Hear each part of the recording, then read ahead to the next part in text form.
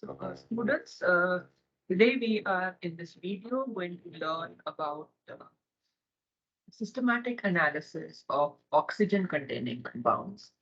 We will be doing this in two parts. In the first video, we will learn how to do complete analysis for compounds containing carboxylic acids, aldehydes, and ketones, including their derivative preparation. And in the second video, we will learn about systematic analysis for phenols, esters, and alcohols and their derivatives.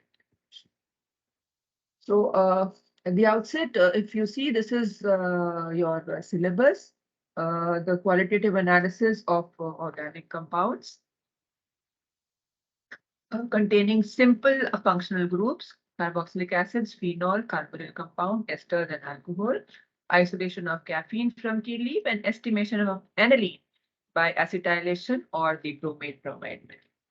So let us first understand how systematically you can proceed to do the analysis of the organic. Okay, the systematic analysis of the organic compound consists of the following steps.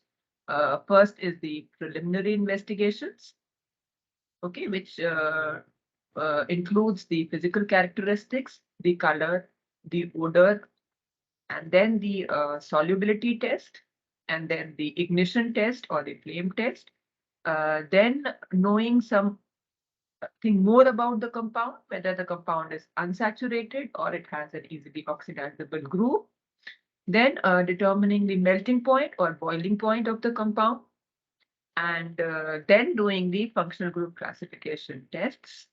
So after the functional group classification tests and having knowledge of the melting point and boiling point, you will be able to make a small table of the probable compounds, and then amongst the list of probable compounds, you can confirm the actual compound by preparing a suitable derivative and comparing the melting point of the derivative with the list of probable compounds.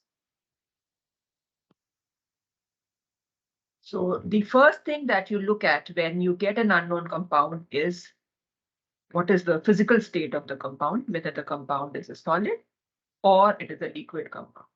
Okay, so if the compound is a solid, it can be a carboxylic acid, it can be a phenol, uh, and if it is a liquid compound, normally it is an aldehyde ketone, uh, ester, or an alcohol. Okay. Next, we look at the color of the compound.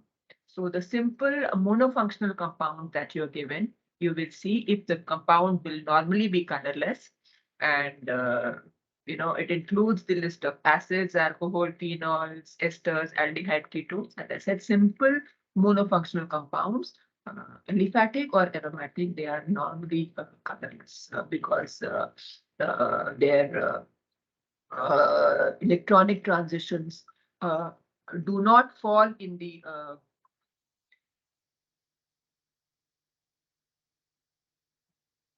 visible region of the spectrum.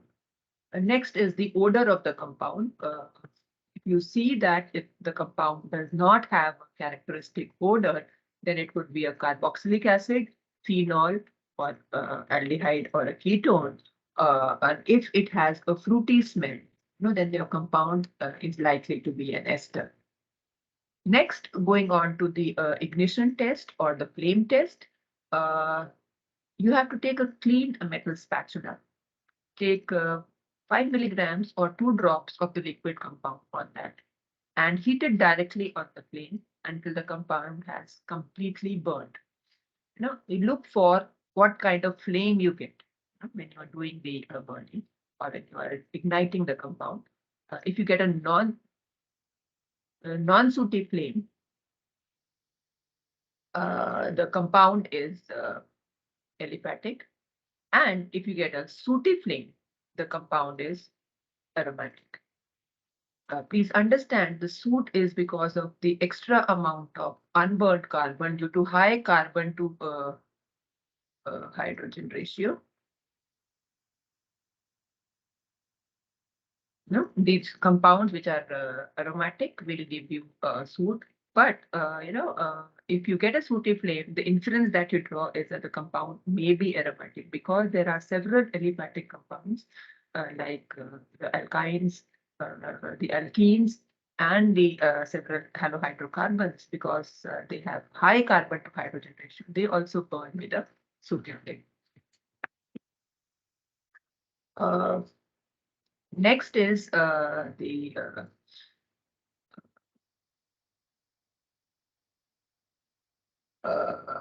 solubility tests. So the solubility tests we do a test in water, then sodium hydroxide, and also in concentrated sulfuric acid.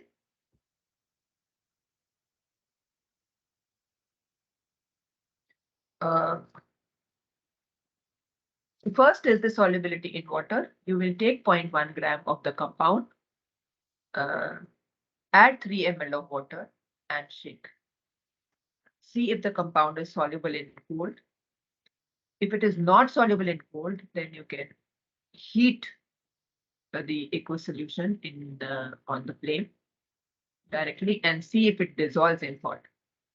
If the compound you find is soluble in water, cold water, then normally it is an aliphatic carboxylic acid, small chain alcohols, aldehydes, ketones, polyphenolic compounds.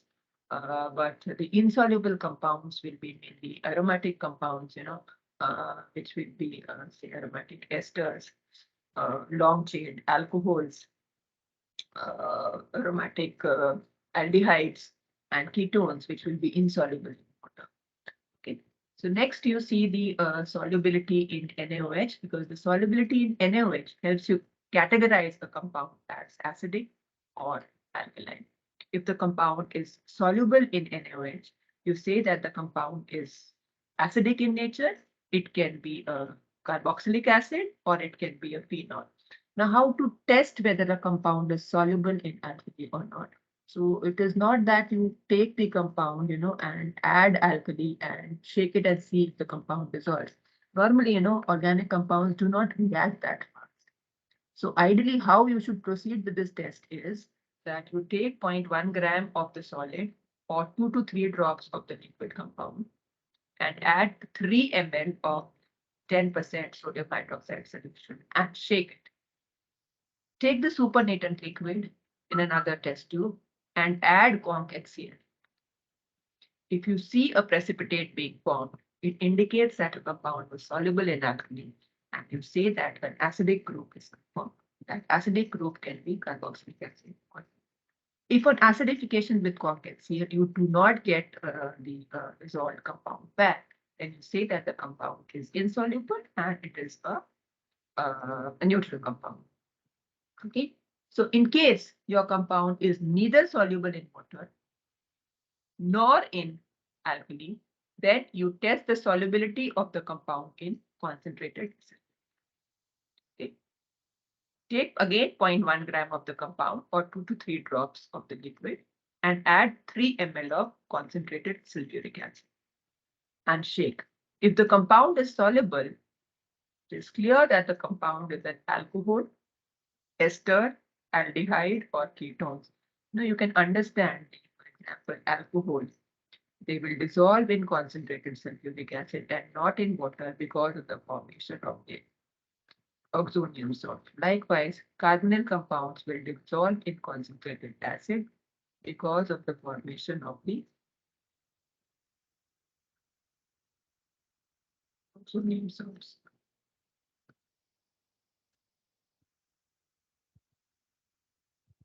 Okay.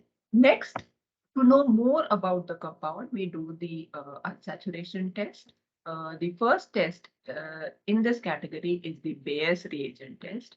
So you take 0.1 gram of the compound, add about 5 ml of water and 1% sodium carbonate solution, 1 to 2 drops, just to neutralize any acidic component present in the compound.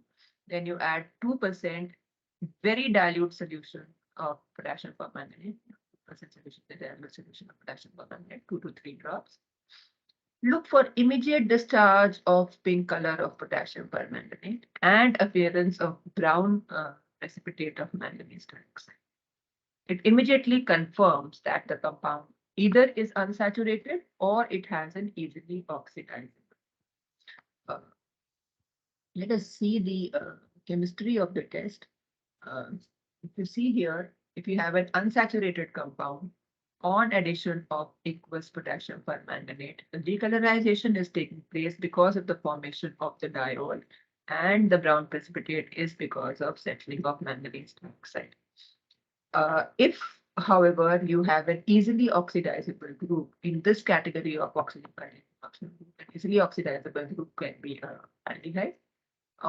They are getting oxidized with potassium permanganate to corresponding carboxylic acid, and that is why also the decolorization of potassium permanganate can take. So a positive potassium permanganate test could be either because of unsaturation in your organic compound or because of the presence of an easily oxidizable. Okay, so if this test is positive, we go on to do the bromine water test, which will tell you if the compound is actually unsaturated or not. So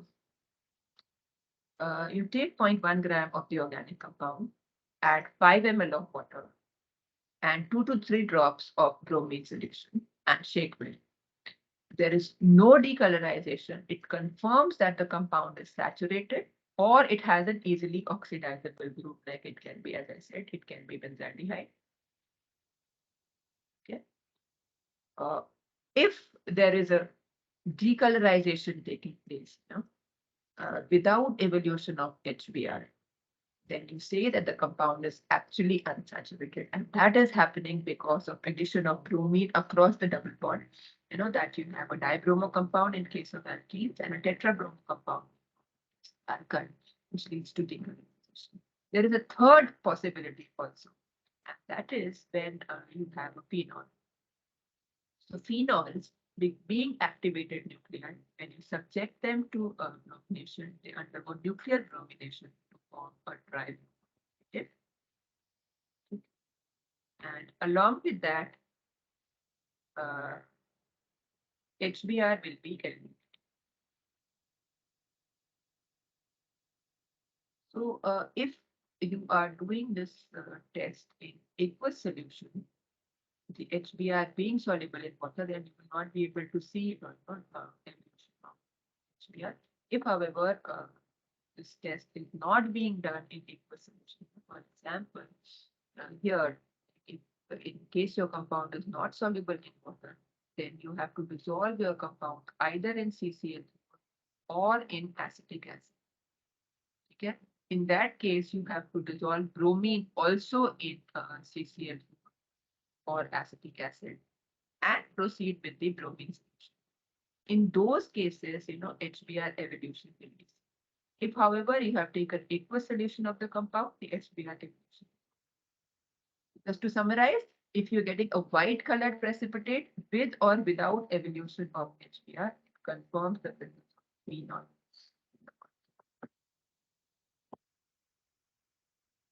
The small video that you can see, see how the unsaturation test goes. I will just share it with you.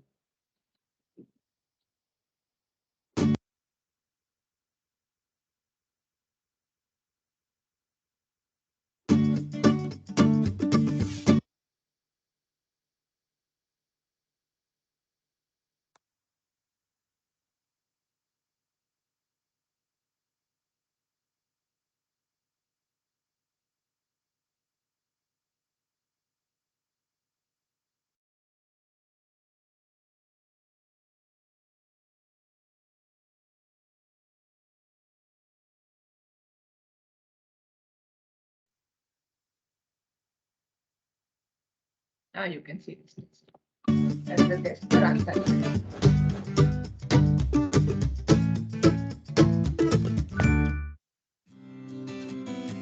Tests for unsaturation. In organic chemistry, there are saturated and unsaturated organic compounds. Saturated compounds contain chains of carbon atoms linked together by single bonds. Alkanes are examples of saturated compounds. Unsaturated compounds contain carbon, carbon double, or triple bonds such as those found in alkenes and alkynes. Our aim here is to detect the presence of unsaturation in an organic compound using some simple tests. They are bromine water test, Bayer's test. Bromine water test. Materials required: saturated and unsaturated organic compounds in two test tubes A and B, bromine water, and dropper. Procedure: take a small quantity of bromine water using the dropper. Add a few drops of bromine water into test tubes A and B containing saturated and unsaturated organic compounds. Shake both the test tubes well. Saturated compound does not decolorize the orange-red color of bromine water, whereas unsaturated compound forms a colorless addition product with bromine water. Bayer's test. Materials required: saturated and unsaturated organic compounds in two test tubes A and B, alkaline potassium permanganate solution, and dropper. Procedure: take a small quantity of alkaline potassium permanganate solution using the dropper. Add a few drops of alkaline potassium permanganate into the test tubes A and B containing saturated and unsaturated organic compounds. Shake both the test tubes well. Saturated compounds do not decolorize the pink color of potassium permanganate, whereas unsaturated compounds decolorize the pink color of potassium permanganate with or without the formation of brown precipitate of manganese dioxide. Precaution: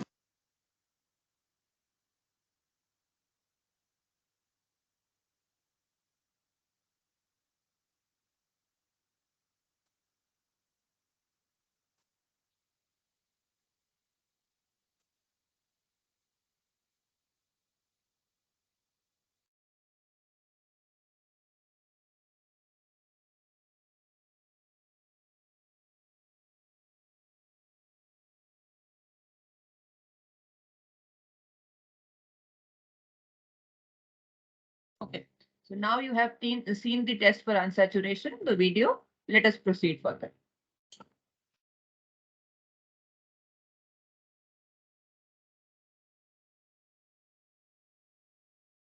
After doing the test for unsaturation, for a solid compound, you take the melting point, and for the liquid compound, you take the boiling point. And so that after doing the functional group, as I said, you can prepare a table of probable compounds with their melting point and boiling point.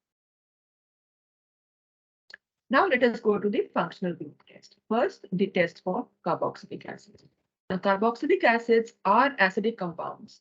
Okay, so they can be identified by a litmus test. The litmus test will be positive for compounds, which are soluble in water. So if you take aqueous solution of the compound and introduce,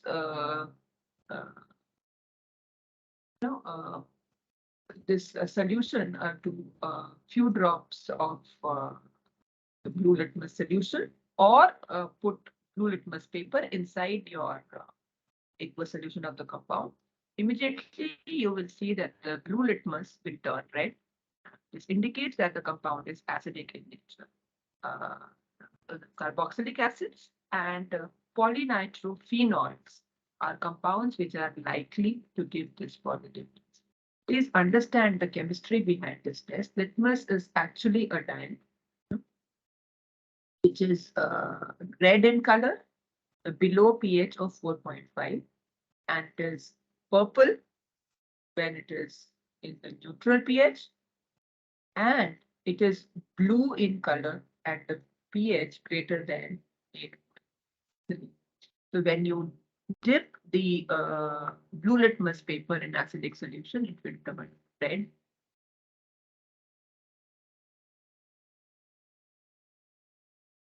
Next is the group test for carboxylic acid. This test is given by all carboxylic acids without exception. So you will take about 0.2 ml of cold saturated solution of sodium bicarbonate in a test tube and add a small amount of organic compound or solution, concentrated solution, aqueous solution of the organic compound to it on the watch glass. Brisk effervescence due to evolution of carbon dioxide gas will confirm that your compound is carboxylic acid. Okay, some polynitrophenols like picric acid can also give you evolution of carbon dioxide. This test, however, will not be given by simple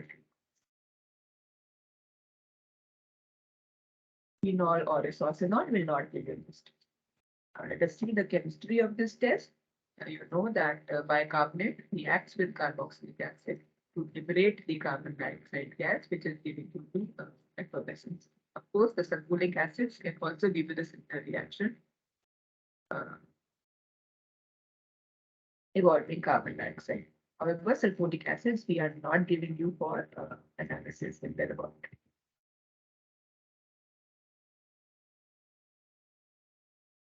Consider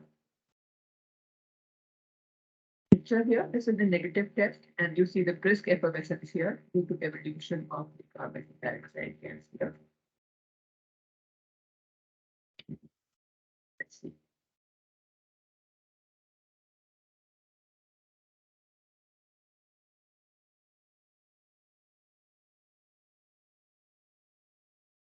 Next is the special test for carboxylic acid.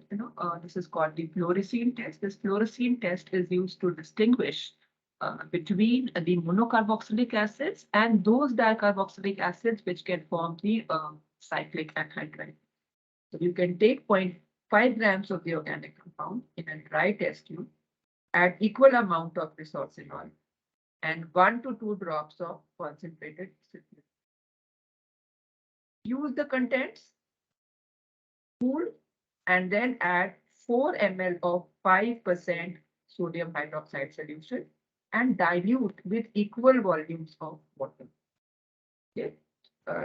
Red coloration confirms a phenol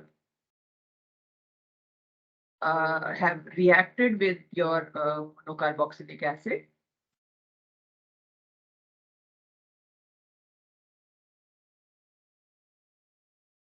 If, however, you get a green fluorescence, it confirms the presence of dicarboxylic acids. The phenol that we normally take, for the reaction is resorcinol here. So it combines with dicarboxylic acids to give you this green colored fluorescence because of the formation of fluorescein dye. As I said, this test will only be given by those dicarboxylic acids which can form a stable cyclic anhydride.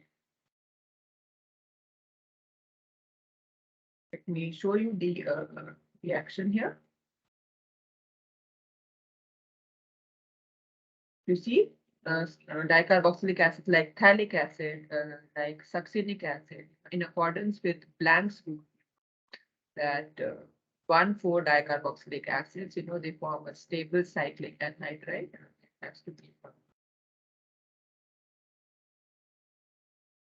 here. So these compounds, when they combine with resorcinol in presence of concentrated sulfuric acid, they will give you this fluorescein dye, which in the alkaline medium gives you green fluorescence. That is the chemistry of this test.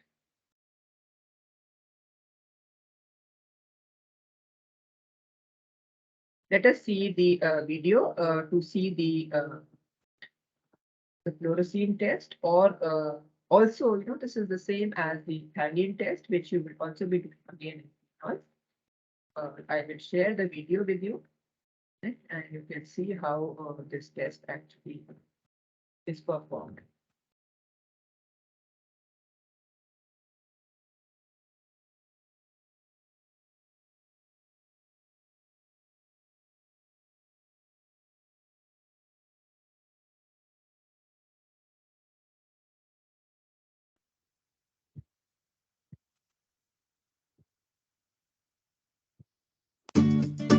is the phthalate test or the fluorescein test. Phthalate test for phenol or fluorescein test for dicarboxylic. Tests for phenols. Phenols are compounds containing one or more hydroxyl group attached to an aromatic ring.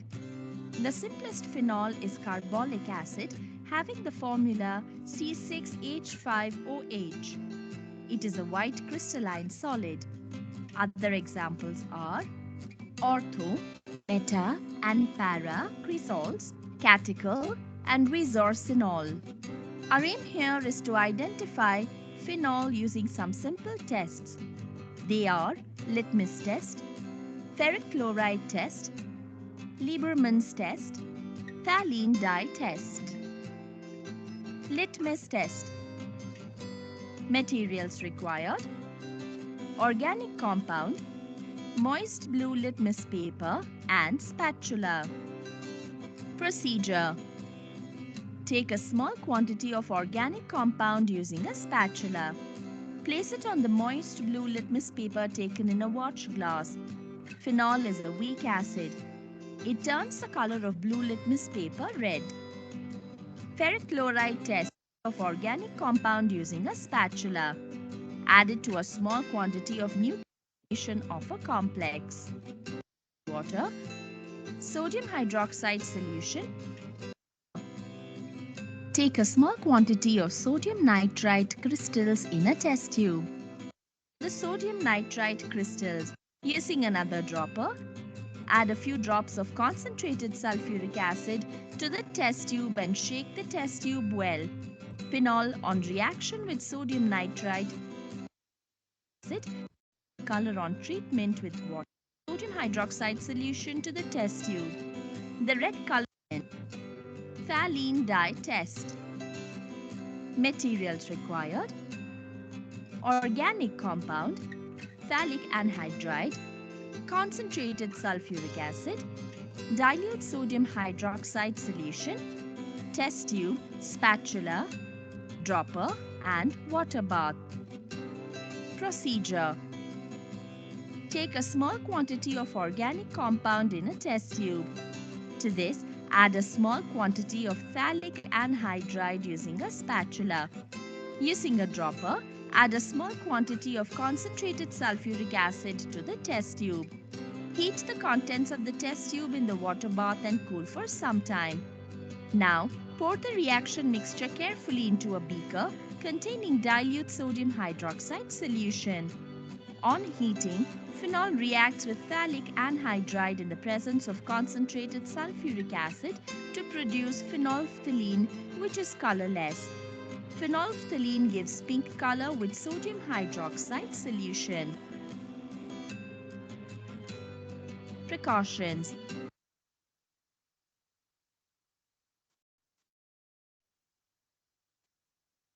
as I said, that this test, can be used for both phenols and carboxylic acids. If in place of phenol you take resorcinol, the pink color is replaced by green fluorescence because of the formation of fluorescein dye.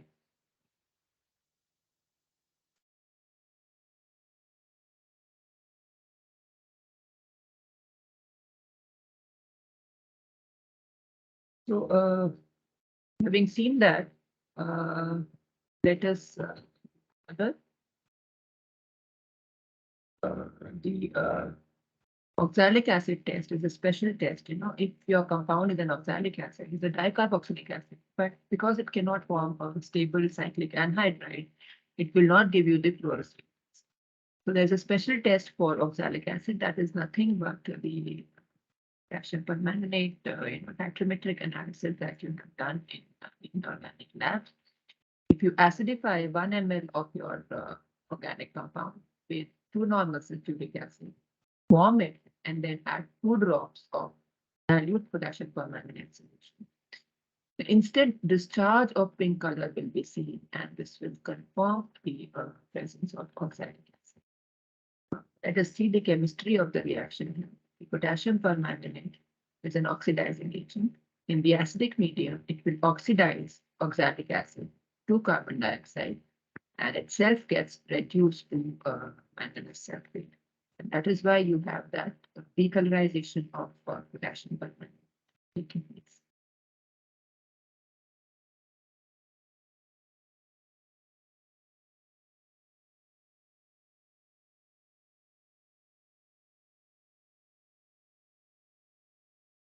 Now let us see the tests for carboxylic acids. I will share this video and you can see the tests for carboxylic acid.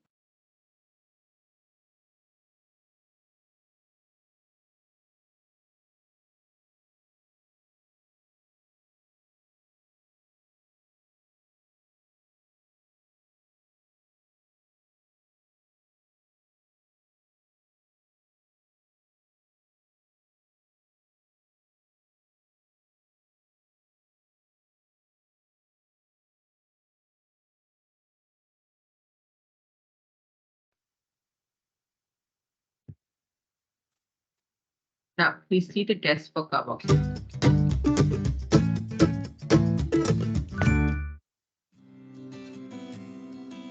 Tests for carboxylic acids. Carboxylic acids are organic compounds containing the carboxyl functional group. It is of two types, aliphatic and aromatic. Formic acid and acetic acid are the simplest aliphatic acids and benzoic acid is the simplest aromatic acid. The fruits such as lemon, grape, orange and green apple also contain carboxylic acid. Our aim here is to identify carboxylic acids using some simple tests. They are litmus test, sodium bicarbonate test, ester test. Litmus test. Materials required: organic compounds, moist blue litmus paper and dropper. Procedure: take a small quantity of organic compound using a dropper. Put 1 or 2 drops of the compound onto the moist blue litmus paper. Carboxylic acid turns blue litmus red, indicating it is acidic in nature. Sodium bicarbonate test. Materials required: organic compound, sodium bicarbonate, test tube and spatula. Procedure: take a small quantity of organic compound in a test tube. Using a spatula, add a small quantity of sodium bicarbonate to the compound. Carboxylic acid reacts with sodium bicarbonate to produce carbon dioxide gas, which appears as brisk effervescence. Ester test. Materials required: organic compound, ethyl alcohol, concentrated sulfuric acid, distilled water, test tube, droppers and water bath. Procedure: take a small quantity of organic compound in a test tube. Using a dropper, add a small quantity of ethyl alcohol into the test tube. Using another dropper, add a few drops of concentrated sulfuric acid into the test tube. Heat the reaction mixture in a water bath for a few minutes. Now, pour the reaction mixture into distilled water taken in a beaker. Carboxylic acid reacts with alcohol in the acidic medium to produce fruity-smelling compound called ester. Precautions: handle concentrated sulfuric acid with proper care.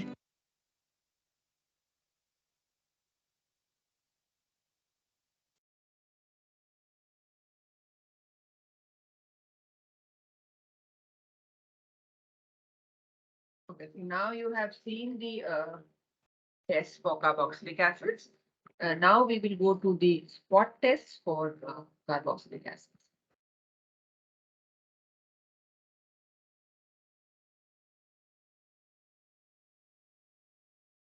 First is the sodium bicarbonate test. So you have to take concentrated aqueous solution of your compound and sodium bicarbonate and take a capillary. Dip the concentrated solution of your organic compound, the capillary, to be dipped in the concentrated solution of your organic compound. Some solution will rise in the capillary. Now remove this capillary and then dip it next into concentrated aqueous solution of sodium bicarbonate. Okay. Brisk effervescence in the capillary due to evolution of carbon dioxide gas will confirm that your compound is a carboxylic. Chemistry we have already seen. Next is the fluorescein test. Again, you prepare concentrated solutions of your organic compound, sodium hydroxide and resorcinol. Spot on a TLC plate or on the MERC plate. First, your concentrated aqueous solution of the compound, followed by the concentrated solution of resorcinol, then 2 drops of concentrated sulfuric acid.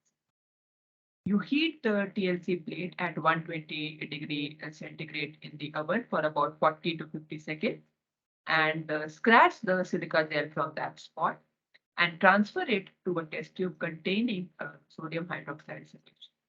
Now, the red or green fluorescence, either the red color or the green fluorescence, confirms the presence of dicarboxyl.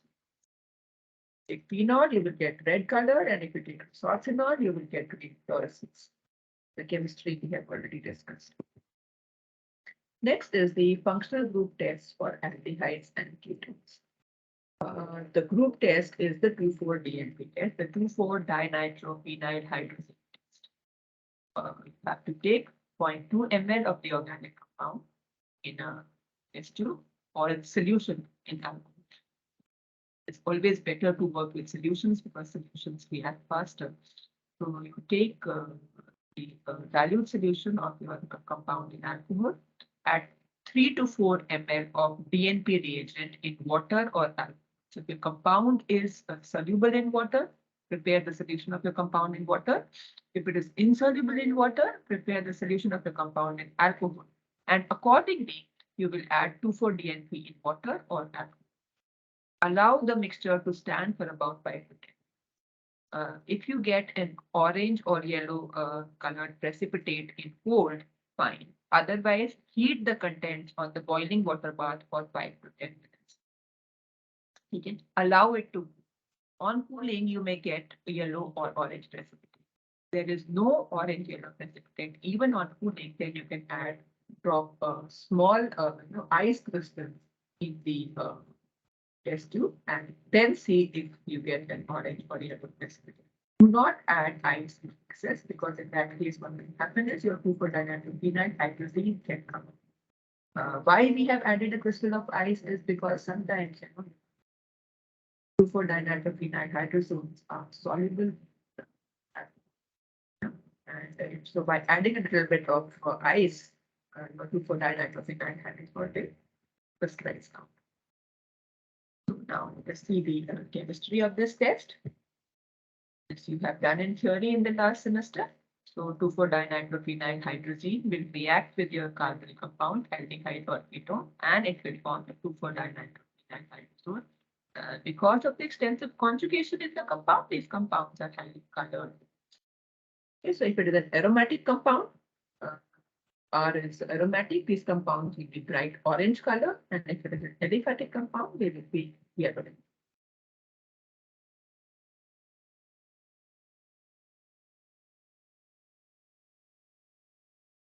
The colors and the DNP calculation. To the negative DNP test, positive, have an aromatic compound side contributing contribution to the community, and I also difference the yellow to orange.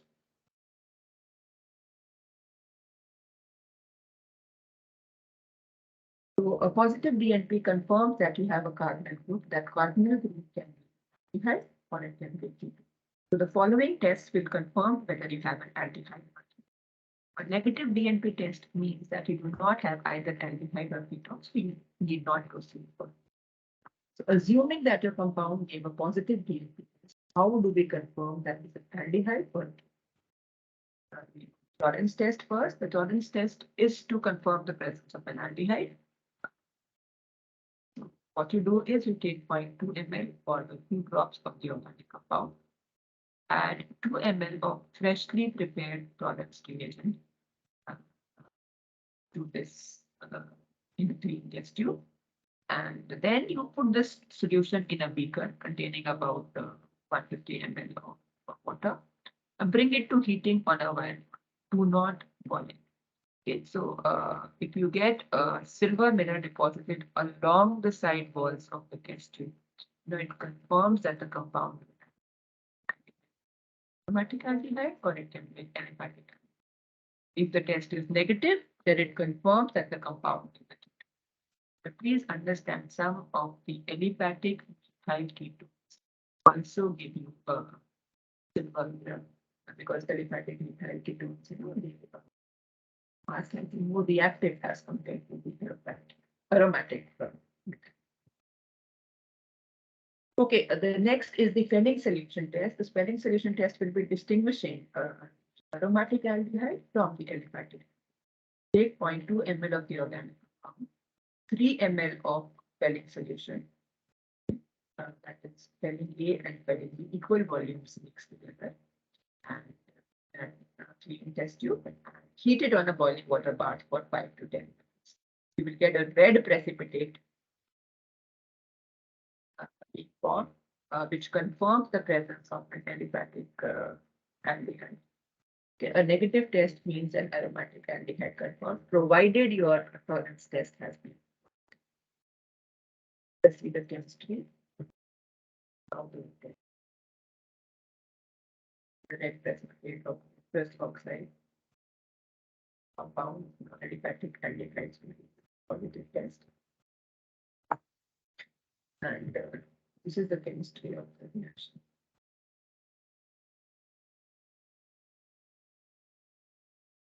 The ions are reduced to 2+ ions and the aldehyde itself gets oxidized to product.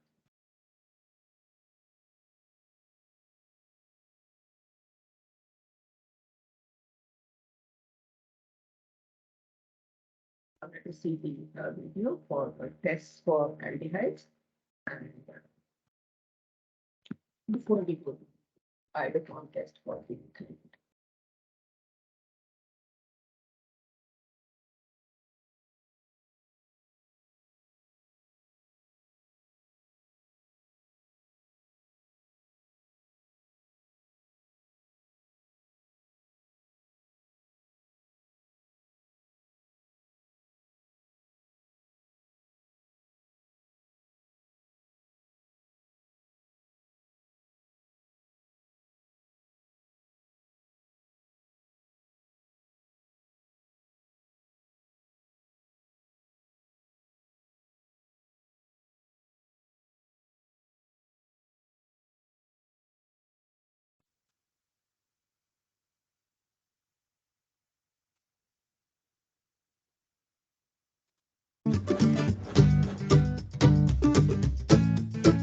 test for aldehydes.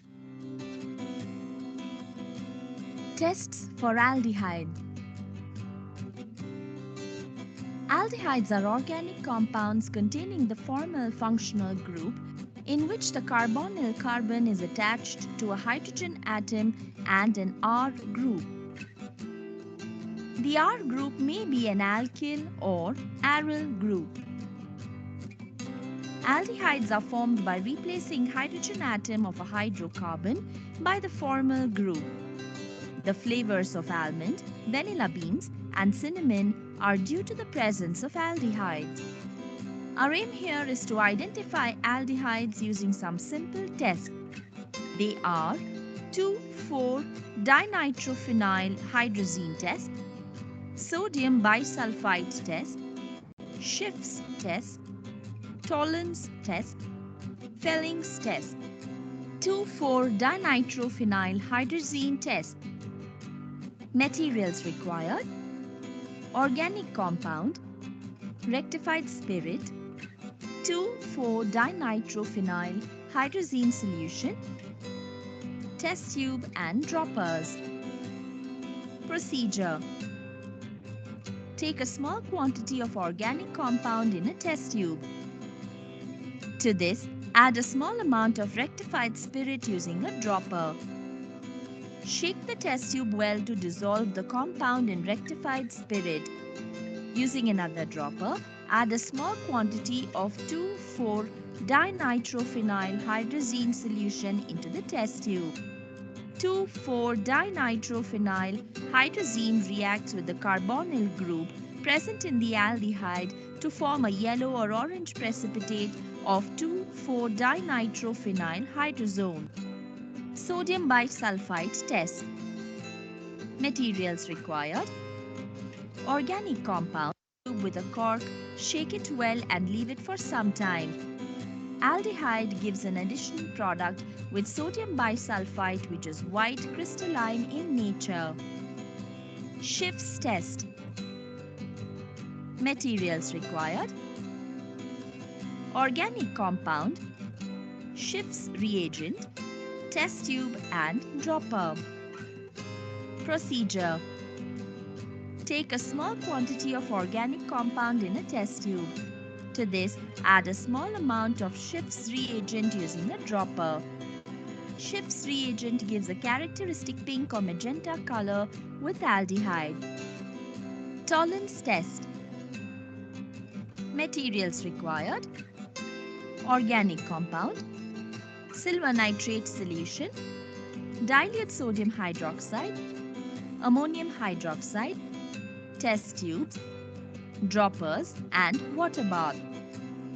Procedure: take a small quantity of silver nitrate solution in a test tube using a dropper.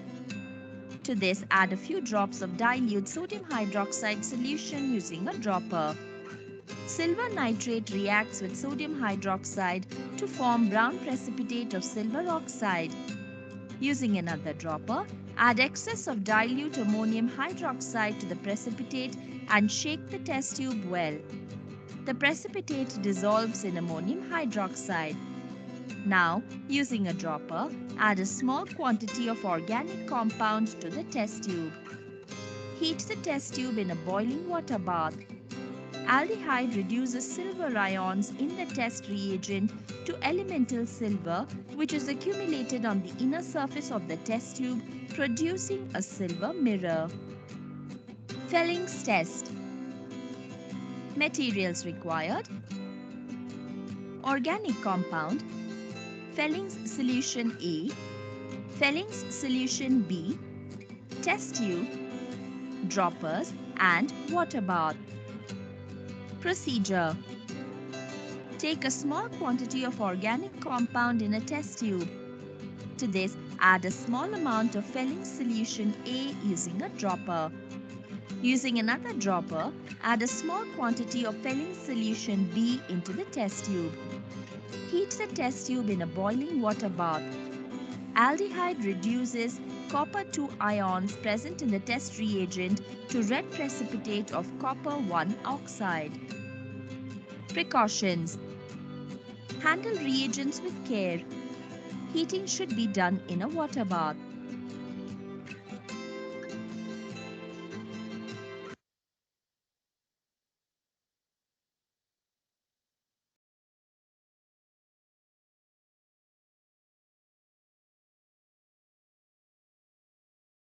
So, having done the test for aldehyde, now we will do one special test for ketones, that is the iodoform test.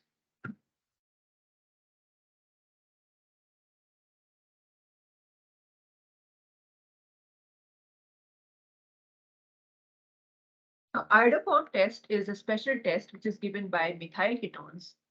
How you have to do this test is you have to take 2 ml of water in a test tube, add a pinch of Ki and solid iodine in a saturated solution. We can get a dark purple colored solution. Add 2 to 3 drops of organic compound and 5% sodium hydroxide solution until the brown color of the solution does. Allow the contents to stand for 3 to 4 minutes. If no precipitate is formed in food, then you have to heat the contents on a hot water bath, which is maintained at about 60 degrees centigrade for about 10 to 15. Okay. A yellow precipitate appears on heating on a water bath. A methyl ketone is confirmed. All methyl ketones, aliphatic methyl ketone or aromatic methyl ketone, precipitate either in food or on heating because of the formation of iodine. Let's see the reaction. Reaction you have already done. Iodine form test. First, you get the triiodo derivative being formed, which is the alkaline medium. Precipitates iodoform.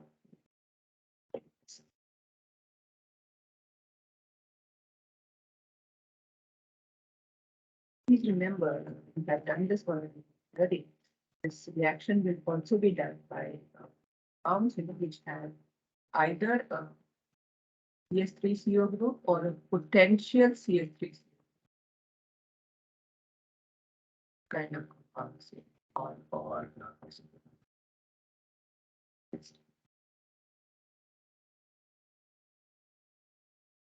now let us see how this test comes positive and or here you can see precipitation of iodoform. Now I will show you the video for the function.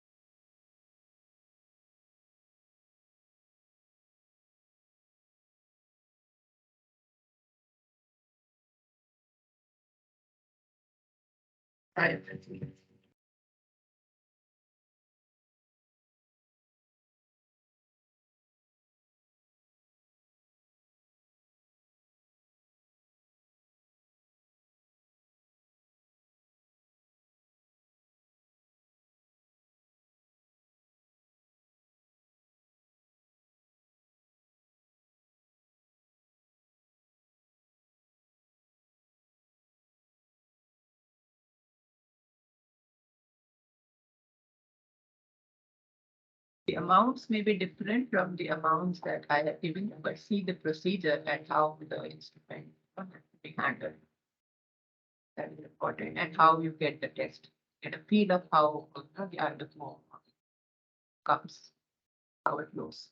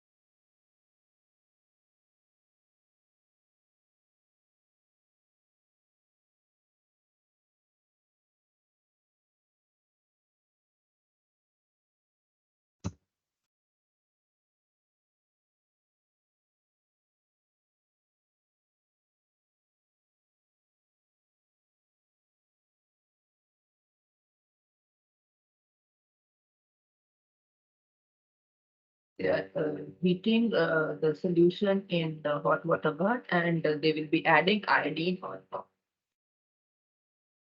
in small amounts.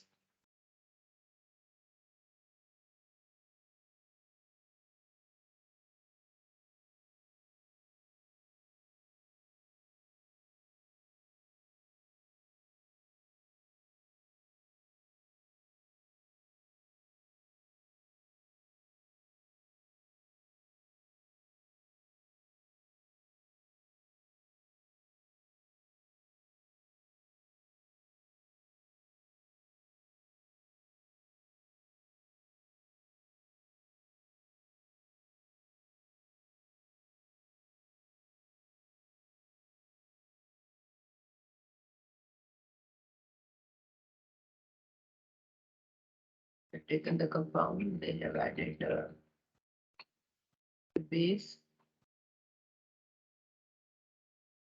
Now they are adding iodine in small lots while heating on the hot water bath.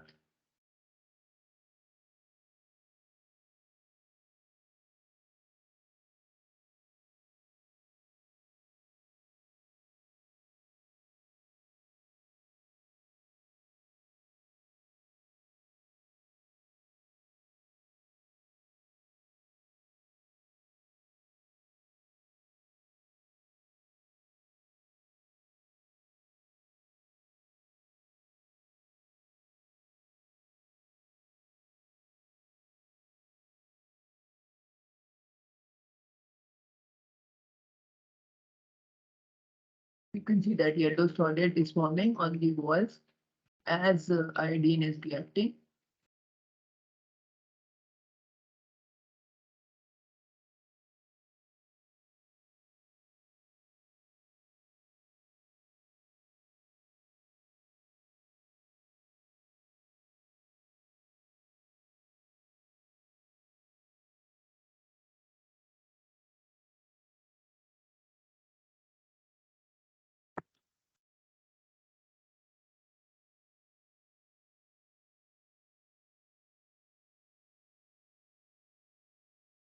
And now they will wash it after filtration.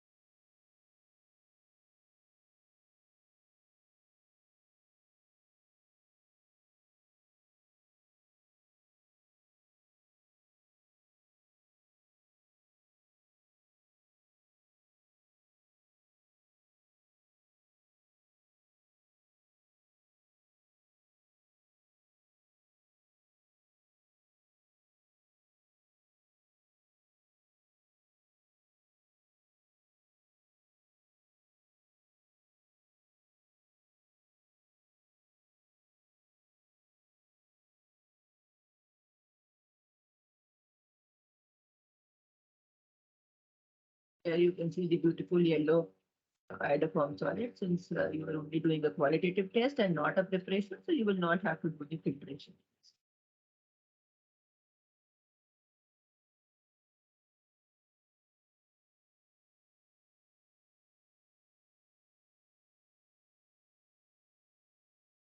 We are through with the test for aldehydes and ketones, and next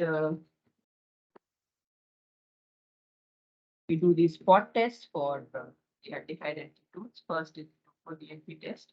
Again, like we have been doing in the spot test, you prepare concentrated solution of your organic compound in water or in alcohol, depending upon the solubility, and similarly take a concentrated solution of 2,4-DNP also in water or alcohol. Spot first the compound and then the concentrated solution of on it.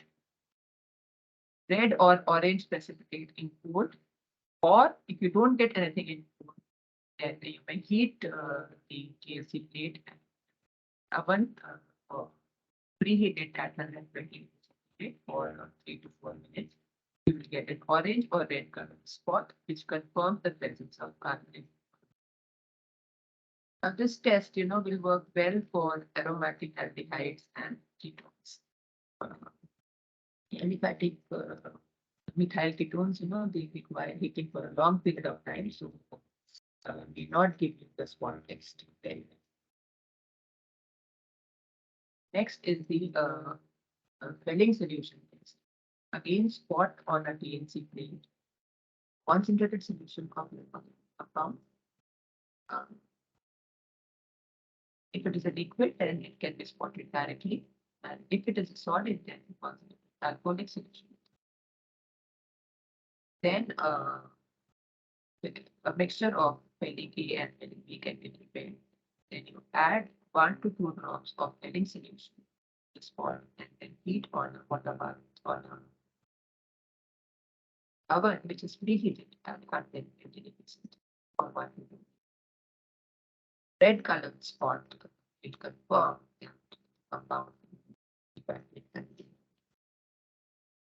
Now let us move on to once we have identified what is the functional group, we have determined the melting point or the boiling point also of the compound. The next step is to confirm the compound. Before you prepare the derivative, what you should do is that to prepare a table of probable compounds. Table, what will you do, right? Give you a number of the compound, point, boiling point of the compound, melting point, boiling point of a suitable crystalline. This will be the compound name. This will be the melting point or boiling point of the compound.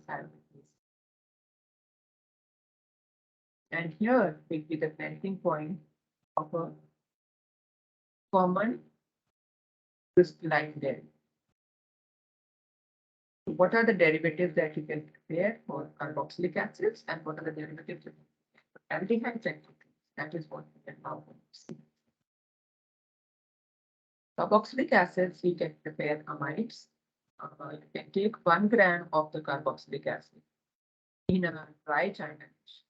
Add 2 grams of fresh PCl5 and stir it until it liquefies. If it doesn't liquefy at temperature, you preheat your water bath to about 60 degrees.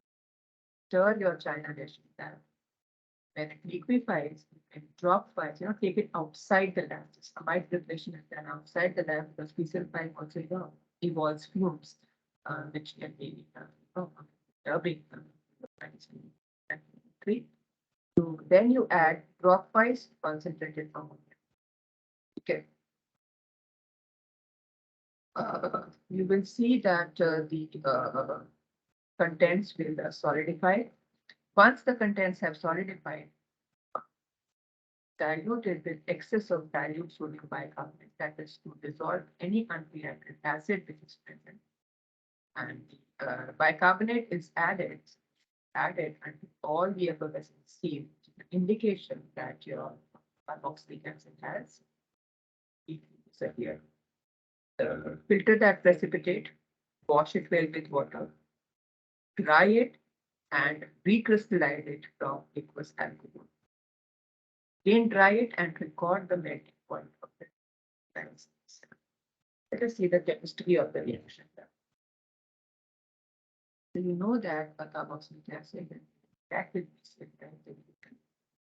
right? So liquefaction is because of the formation of acid, right? And when you add ammonia to this, why I have added bicarbonate is that in unreacted carboxylic acid, that with sodium bicarbonate solution, carboxylic acid with carboxylate, and this effervescence will be the evolution of carbon dioxide. As long as you have carbon dioxide being evolved as an application, then some carboxylic acid is present.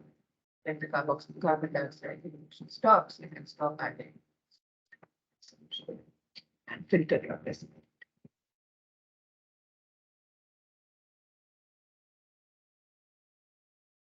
Next is the S-benzyl isothiochlorone.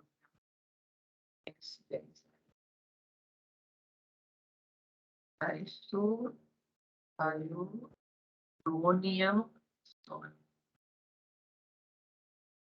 Dicarboxylic acids or monocarboxylic acids, crystalline sp, which can be used for analysis of carboxylic acid. How you have to prepare them? 1 gram of chlorine, a minimum amount of hot water dissolved it. Add 5% aqueous sodium bicarbonate solution until the solution is just alkaline to carbon. So what you can do is when you have dissolved the compound in hot water, add a drop or two of it, followed by addition of 5% aqueous sodium bicarbonate solution until the and then add 1 drop of HCl, so that your pH is just acidic or neutral. Pour the solution into 1.5 grams of S-benzyl isothiochlorine chloride, which is dissolved in minimum amount of water. Cool the mixture in ice water. On cooling, you will see a white shiny solid S-benzyl isothiochlorine salt being formed. Filter the precipitate. Recrystallize it from water or aqueous alcohol, depending upon solubility of the compound, and record the melting point of the drives. Let us see the chemistry of the reaction. This is S-benzyl isothiochlorine. It reacts with carboxylic acid salts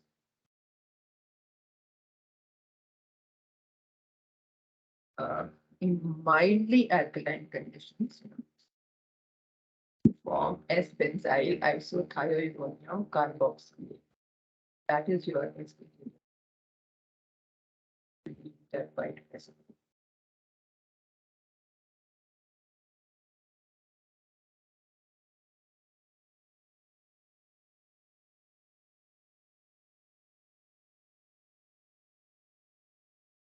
What is the formation of anhydrides? Some of the dicarboxylic acids directly have oleic acid. Or you have succinic acid. It can form stable cyclic anhydride. For them, if the SBT is very high melting point, or some compound polyamide cannot be prepared, then you can prepare it. Right? For that, you have to take 1 gram of the compound in a dry channel, cover it with a perforated paper. On top of that, you put an inverted paper and close the stem of the funnel with heat the channel slowly or overnight. You will see the vapors of the anhydride coming up. And they will condense in the inner walls of the funnel. After some time, switch off the burner. The white colored needle like crystals depositing on the inner walls of the funnel. Because it is a pure compound, we do not need to recrystallize it. We can directly hit the melting point of the anhydride. This thing heated. Right.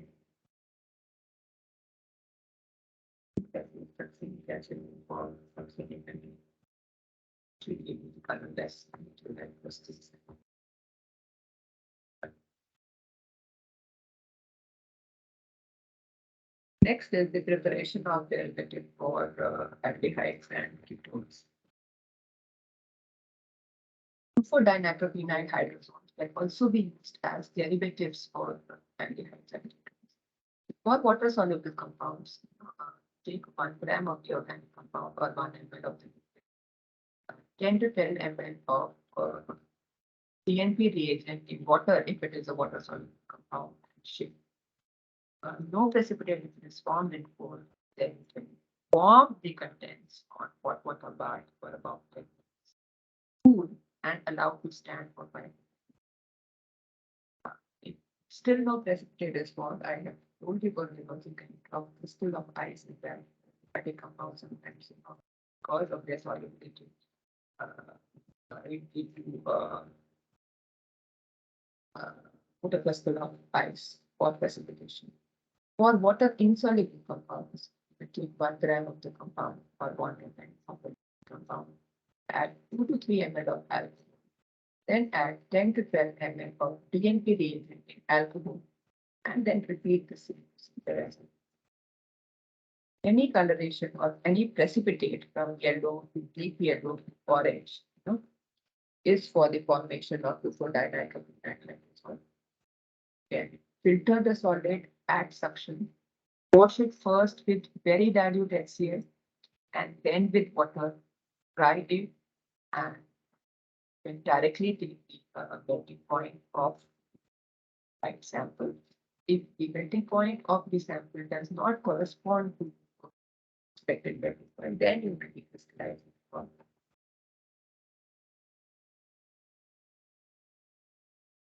The next is the semi-carbazole. So for aldehydes and ketones, another derivative that you can take 1.6 grams of sodium acetate, 1 gram of semi-carbazide hydrogen, and dissolve them in 4 ml of water. To this, add 0.5 gram of the organic compound, shake, and allow the contents to stand for about. If no precipitate separates, warm on a water bath for about 10 minutes and allow to stand.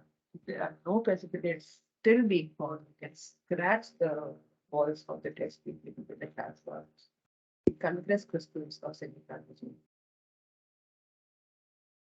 Recrystallize your compound water for alcohol and return in the treatment.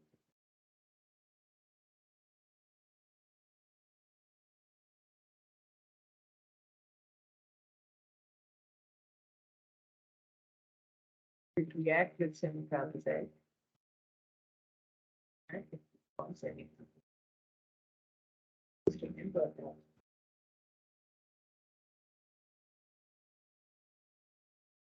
In the lab, semi-carbazide is present in the form of hydrochloride. That is why we need to add sodium acetate just to liberate the P base.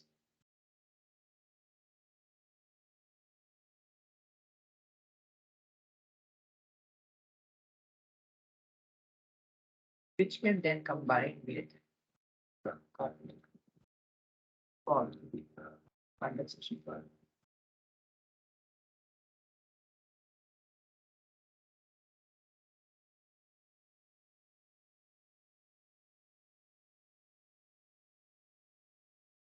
The next is the preparation of oxime again. So that the third type of derivative that you can prepare for carbon compounds. You can take 0.5 grams of the organic. This, you can add solution of 1 gram of hydroxylamine hydrochloride, 2 gram of sodium acetate, which is dissolved in 3 ml. Separate test tube, we have prepared the solution 1 gram of hydroxylamine hydrochloride, 2 grams of sodium. The solution you transfer to the 0.5 grams of organic. There is a white colored precipitate we form in 4.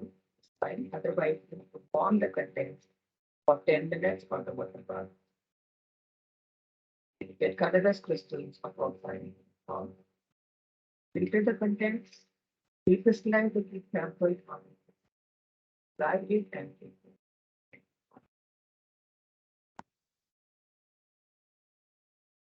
it. This is the reaction that is involved in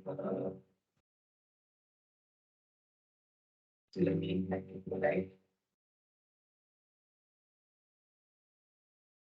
Add sodium acetate, hydroxylamine,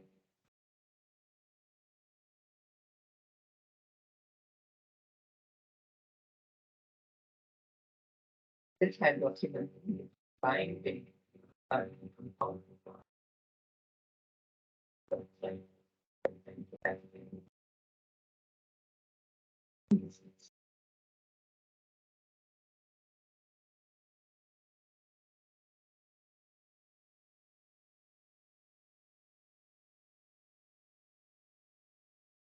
I think that is all from my side.